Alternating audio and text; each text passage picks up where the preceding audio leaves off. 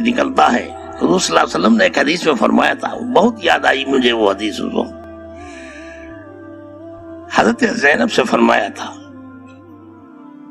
جب حضرت زینب پانی کا پیالہ لے کر کے آپ کے چہرے کو دھو رہی تھی گرد و غبار سے, تو فرمایا تھا کہ میری بیٹی اپنے باپ کے اچانک قتل ہونے سے نہ گھبرا, تیرا باپ وہ دین لے کر کے آیا ہے کہ ہر کچے پکے مکان میں داخل ہو کر کے رہے گا پوری دنیا کے اندر. وَلَوْ بِعِزِّ عَزِيزٍ اَوْ بِذِلِّ ذَلِيلٍ, عزت کے ساتھ یا ذلت کے ساتھ, بالجب یا بالمحبہ داخل ہو کر کے رہے گا. حضور صلی اللہ علیہ وسلم نے 1400 برس پہلے یہ بات حجاز کے علاقے میں کہی تھی, مکے اور مدینے مکے کے درمیان میں کہی تھی. ہم جب اس علاقے میں پہنچے ہیں جہاں سے سورج نکلتا ہے, پہلی کرن سورج کی زمین کے اوپر جہاں پڑتی ہے, وہاں پر کھڑے ہوئے تھے ہم. آخری حصہ ہے دنیا کا, اس کے بعد پھر دنیا نہیں ہے. وہاں پر بھی مسجدیں ہیں. تو وہاں ہم کھڑے سوچ رہے تھے کہ اللہ کے رسول نے 1400 برس پہلے کہا تھا ہر کچے پکے مکان کے اندر دین داخل ہو کر کے رہے گا. آج ہم اپنی آنکھوں سے دنیا کے آخری حصے میں اللہ کا گھر بنا ہوا مسجد کی شکل میں ہم دیکھ رہے ہیں, اور دین اور اسلام یہاں تک پہنچا ہوا ہے. مشرق میں, مغرب میں, شمال میں, جنوب میں, ہر جگہ اللہ کی بات پہنچی, اور یہ خود ہی نہیں پہنچی. اس کے لیے حضور صلی اللہ علیہ وسلم نے بدر جیسے لوگوں کو تیار کیا تھا کہ دنیا کے کونے کونے میں جاؤ, جینا ہے تو اس دین کے لیے جیو, اور مرنا ہے تو اس دین کے لیے مرو. صحابہ کرام, نحن صحاب من اصحاب اللہ, اے اللہ کے رسول ہم اللہ کے تیروں میں سے ایک تیر ہیں, آپ جہاں چاہیے ہمیں بھیج دیجیے. تو حضور صلی اللہ علیہ وسلم نے اس بنیاد پر امت کی تربیت کی تھی. راتوں کو رات نہیں سمجھا, دن کو دن نہیں سمجھا.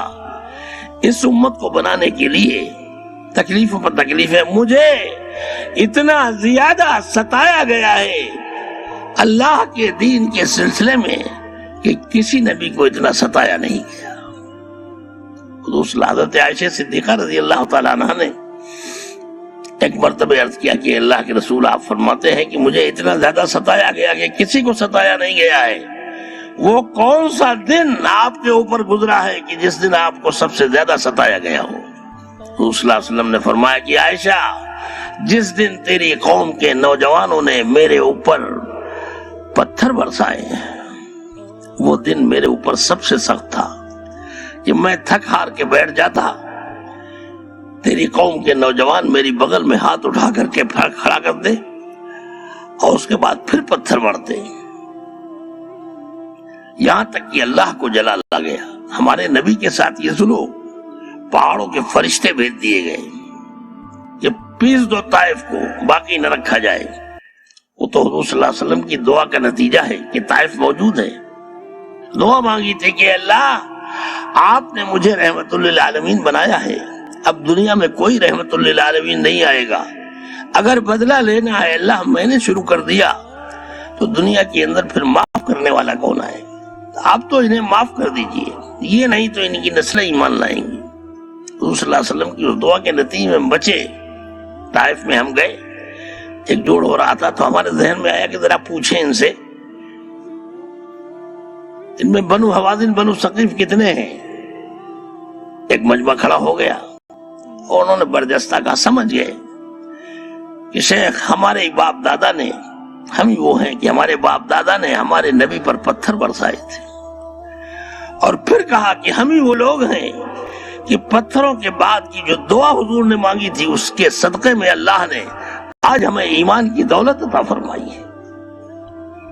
روئے بیچارے. اس کے بعد ہم کو لے کے گئے اس میدان میں جہاں حضور صلی اللہ علیہ وسلم کے اوپر پتھر گرے تھے, برسائے گئے تھے.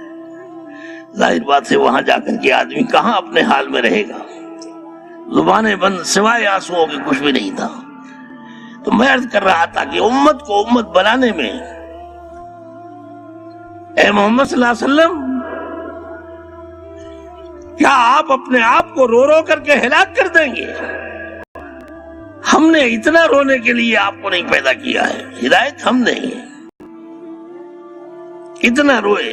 دنیا میں 2 لاکھ انبیاء علیہ السلام آئے، کم و بیش خدا کی قسم کوئی نبی اپنی امت کے لیے اتنا نہیں رویا جتنا ہمارے نبی جناب محمد رسول اللہ صلی اللہ علیہ وسلم روئے، ہمارے لیے روئے، جن کے آنسوؤں کے صدقے میں آج ہم موجود ہیں۔ اس لیے دوستوں اور بزرگوں، اللہ ہم سب کو معاف فرما دے۔ توبہ کرو اس بات کے اوپر کہ ہم سے سوائے غلطیوں کے ہوا کیا ہے۔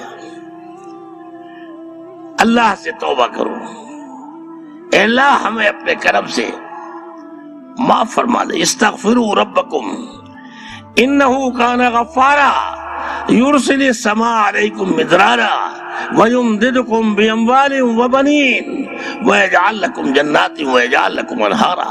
توبہ کرو اللہ سے، چاہے جتنے گناہ ہوں، اللہ کا وعدہ ہے لے کے آؤ ہمارے پاس، ندامت کے آنسو گرا دو۔ میں وعدہ کرتا ہوں آسمان و زمین کے درمیان کا خلا اگر تمہارے گناہوں سے بھرا ہوا ہوگا تو اتنے سارے گناہ بھی معاف کرنے سے دنیا کی کوئی طاقت مجھے روک نہیں سکتی، تو تمہارے سارے گناہ معاف کرو۔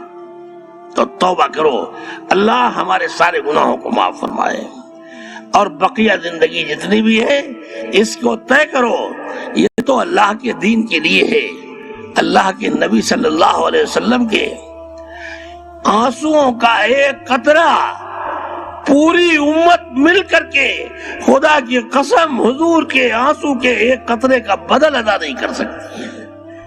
کتنا روئے ہیں۔ اگر اس حال میں ہم اس دنیا سے رخصت ہو گئے، کون سا منہ لے کر کے جائیں گے ہم اپنے نبی کے سامنے؟ اس کے لیے آج توبہ کا دن ہے۔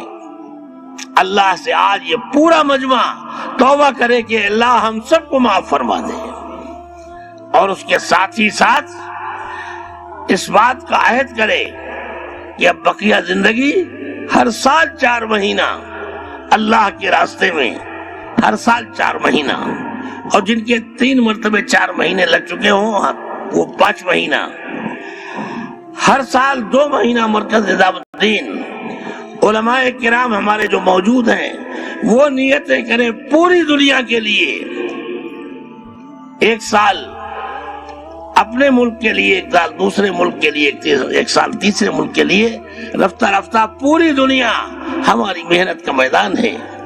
اس لیے ہر ایک کھڑا ہو کر کے وہ لوگ جماعت کے اعتبار سے، مسجد کے اعتبار سے، افراد کے اعتبار سے کھڑے ہو کر کے نیتیں کر کے بتائیں کہ اتنی جماعتیں فلاں جگہ سے، اتنی جماعتیں فلاں جگہ سے، اتنی جماعتیں فلاں جگہ سے، کھڑے ہو کر کے اپنے ناموں کا اظہار کریں۔